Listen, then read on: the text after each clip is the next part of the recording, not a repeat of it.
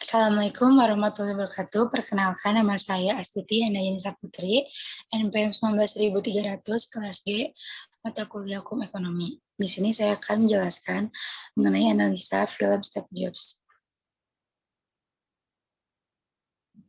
Aspek terkait hukum ekonomi terdapat dalam film yaitu 1. Ekonomi kreatif, 2. Pendirian perusahaan, 3. Paten, 4. Mengenai pemodalan bisnis, dan 5. Mengenai unfair business practice. Analisa singkatnya, 1. Film Steve Jobs berfokus pada kisah perjalanan Steve Jobs dari putus kuliah hingga menjadi salah satu pengusaha kreatif paling segani di abad ke-20. Steve Jobs merupakan sosok pemimpin yang kuat, berpendirian teguh, memiliki kemampuan membaca kebutuhan pasar, kemampuan menggali kemampuan diri, dan tim yang dimilikinya. Ini bisa dilihat ketika scene 1, 7, 26, dan 21. Steve Jobs tidak hanya melahirkan produk saja, ia juga menjadi pemasar produknya yang pertama. Dia menjadi presenter dalam setiap peluncuran produk Apple. Selain itu, Steve Jobs tidak pernah berniat mendatangkan kepemimpinan kepada orang lain.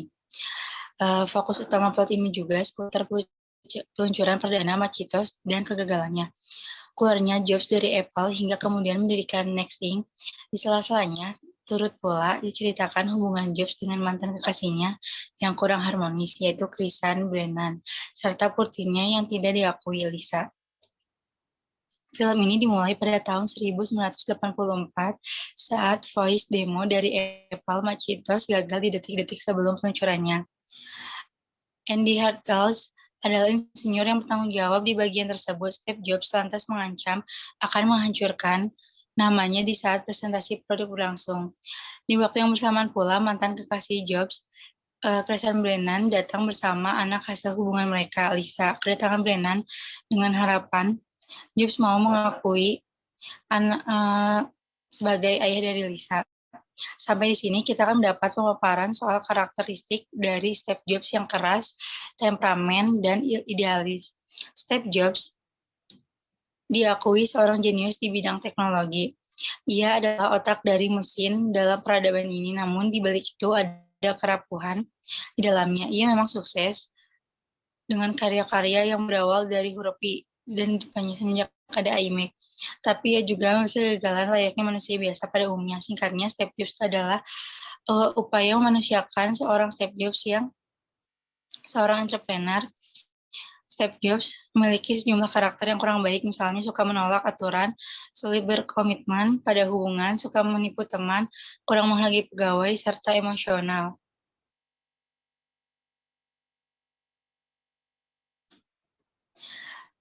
Regulasi hukum positif di Indonesia yang mengatur yaitu 1. Undang-Undang Nomor 24 Tahun 2019 tentang Ekonomi Kreatif, 2. Undang-Undang Nomor 40 Tahun 2007 tentang Perseroan Terbatas, 3. Undang-Undang Nomor 13 Tahun 2016 tentang Paten, dan 4. Undang-Undang Nomor 5 Tahun 1999 tentang Larangan Praktik Monopoli dan Persaingan Tidak Sehat.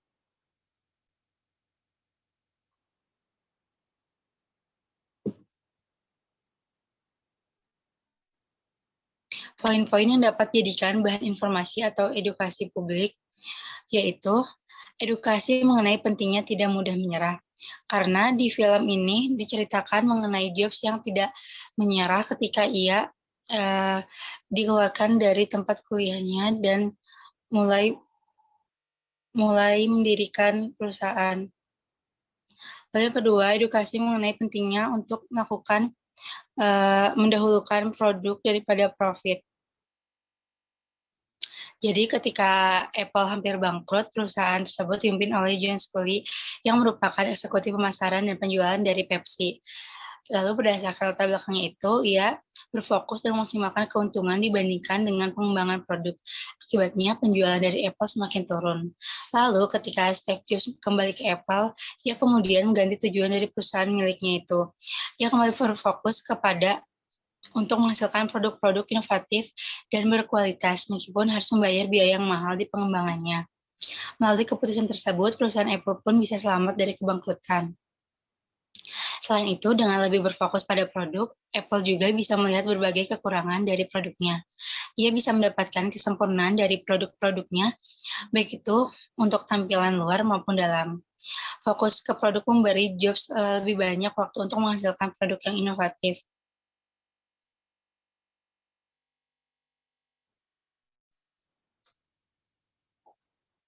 Lalu yang ketiga, edukasi mengenai untuk berani mengambil keputusan. Karena di film ini, Jobs sangat berani dalam mengambil keputusan. Yang keempat, mengenai edukasi mengenai pentingnya percaya diri. Lalu yang kelima, edukasi mengenai pentingnya mengamati pasar sebelum mendirikan suatu usaha. Jadi di film ini Steve Jobs, ia mengamati pasar terlebih dahulu sebelum mendirikan suatu usaha tersebut, sehingga usaha tersebut bisa menjadi sukses hingga sekarang. Terima kasih, sekian dari saya.